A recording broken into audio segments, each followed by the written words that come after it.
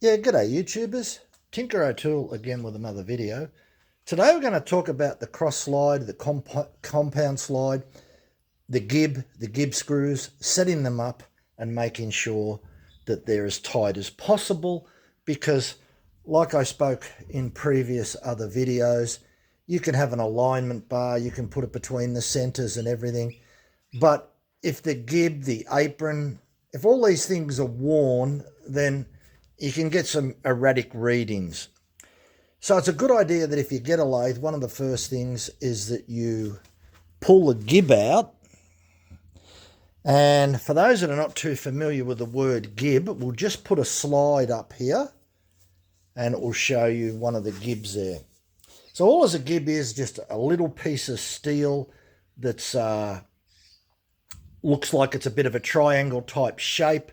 It's got an angle on each end and you put it in.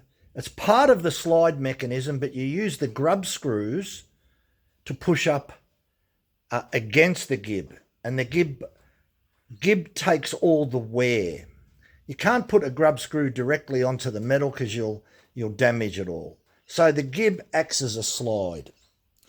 And if we zoom in, we'll just show you the gib screws. Now, on a lot of the modern lathes, what they have is that they have the little bolts here, and generally they're in hexagonal, and you use a hex key, that they stick out and they have lock nuts on them.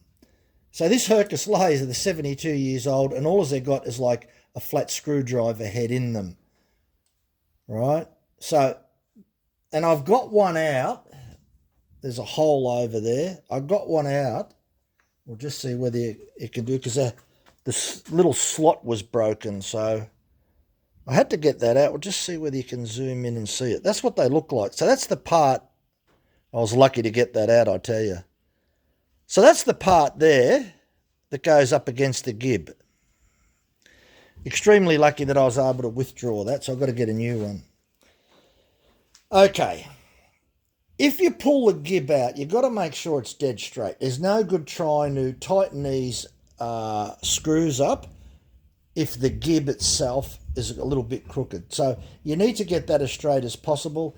If you believe that you can't get it straight and it's got a little bit of a bend in it or something like that, then you can't get it out, probably better off getting a new one. The only thing that I did do with mine, I got a bit of 640, 1000, 2000, and I honed the side of the gib. So I took a long time to straighten it, and I took a long time to hone the gibs, and they're fine. They're just as good as new. Now, the best way to eliminate all the play and all the travel and set it up is that you tighten up the two end screws first, right? So you nip them up. Then you tighten them up as much as possible so that you still got good movement from one side to the other side. And you can feel that there's virtually no movement in that. So that's actually quite good. It's getting a little bit tight there, but I'm not really worried about that because I don't generally ever go over that side. So I don't want it loose. If this is loose, it's going to cause problems, right?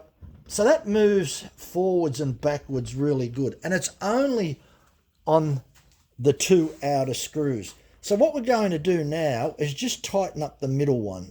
And that's just a matter of putting the screwdriver in there, turning it around until it just touches, right? And then you do the same procedure again. Wind it over, wind it back. It still feels good. I'm going to possibly just touch it a little bit more of an interference fit. Not much, barely touch it. Now I can feel that. That's just a little bit tighter. That's about as tight as what I'd want to go. So then, because we'll do the next one, just nip it up a little bit. Wind it out there. I'll wind this one right over to the other side. And always make sure you've got plenty of oil on these things. It's getting a little bit tighter now, a little bit tighter. Okay, that's to the very end. I need to push it back to engage. Look, because I very rarely ever go to that other side, I don't care if it's a little bit tighter over that side, as long as it's not too tight over this side. But there's no movement in it. So the last one, I'm just gonna have that so that's barely gonna touch. I might just back that off just a fraction. We'll just try that again. That should be it. That's feeling good. And there's no movement in it. That's what you've got to eliminate, that movement. That's pretty good. Yeah, that's excellent. I would prefer it to be slightly tight than slightly loose. Because if it's slightly loose, it's like everything in a lathe. Try to eliminate as much play that's in anything, right? Now, the next thing to do is the top unit. As I said, there's one missing. That's not going to be anything dramatic. So we're just going to nip that up a little bit. Nip that one up a touch. And we're going to we'll lock this in a position with the screws.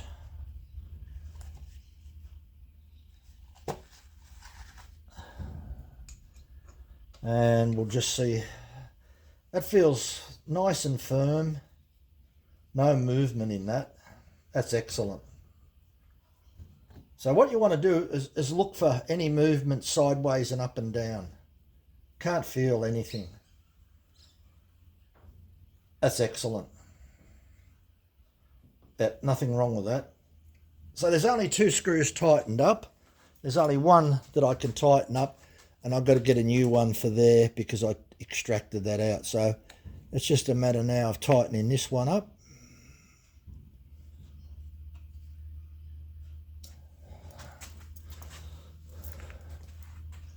No, that's too tight.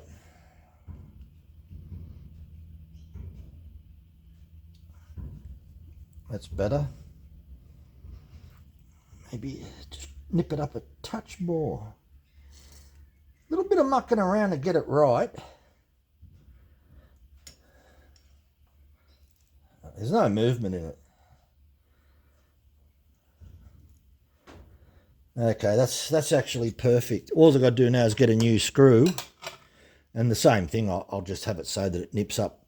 I like to keep the 2 outside ones. They're the first 2 that you tighten up, and you loosen the 2 middle ones, because the 2 outside ones, to me, that's the sequence that I do it, and it works really good. So that's just a matter now of putting that in the correct position like that, tightening it up. And remember, with your tooling, this is why I don't like extending the tooling too far. Don't extend the tooling too far that way, because what it does is put downward pressure on the apron, on the crossfeed, and if there's a bit of movement, you'll find out that you get deflection of your tool cutting bit. It will push down. It might only be half a thou, might even be less than that.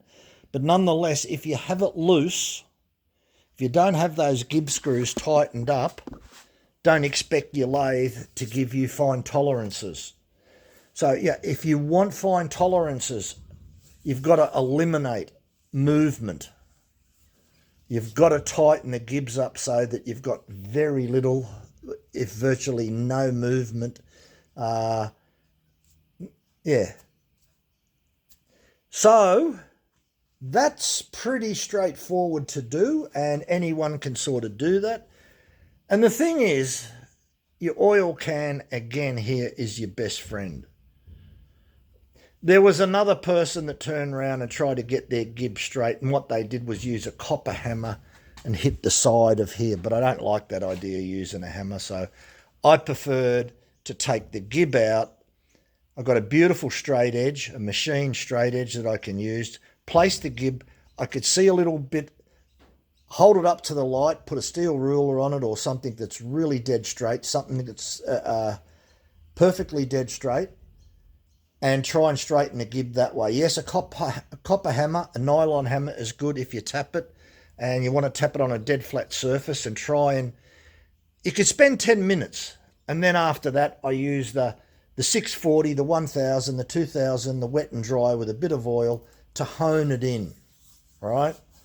So if you do buy a new gib, it should be perfectly straight, and you probably get a little bit better result than what I got. But hey, it's an old lathe, it's 72 years old. I'm not going to replace all these things on the lathe if they're serviceable. And that's what it comes down to. Is it serviceable? I'm probably really lucky that the apron on this lathe and the bed are in pretty good nick, because I'm sure you can get them where they wear out. And the reason that they can wear out much quicker from one lathe to the other lathe, even though it's 72 years old, is that one of the owners that may have owned a lathe that's worn a bit didn't use the oil sparingly as what they should have. Because if you do use the oil fairly sparingly, you should not wear these beds down. Remember, it's not a bearing traveling at a couple of thousand RPM. All as you're doing is moving this by hand, you know. So when you look at a bearing and it's traveling, let's just say it's in a car engine and it's running for 1 hour and it's doing 2,500 RPM. You know how many movements that would be on this carriage if you could sort of relate that? It would be an enormous amount. So moving this backwards and forwards will cause virtually no wear whatsoever if you've got plenty of oil on it. Neglect to put oil on it and let it run dry and metal on metal, yes, it's going to wear out. So bear that in mind. Always, and my oil can just sits underneath here. Right, it's always there. And I use hydraulic oil. So hydraulic oil is very thin, and being thin in viscosity, it spreads very easily. It just spreads so easily over all the moving parts. Anyway, thanks for watching. Bye for now.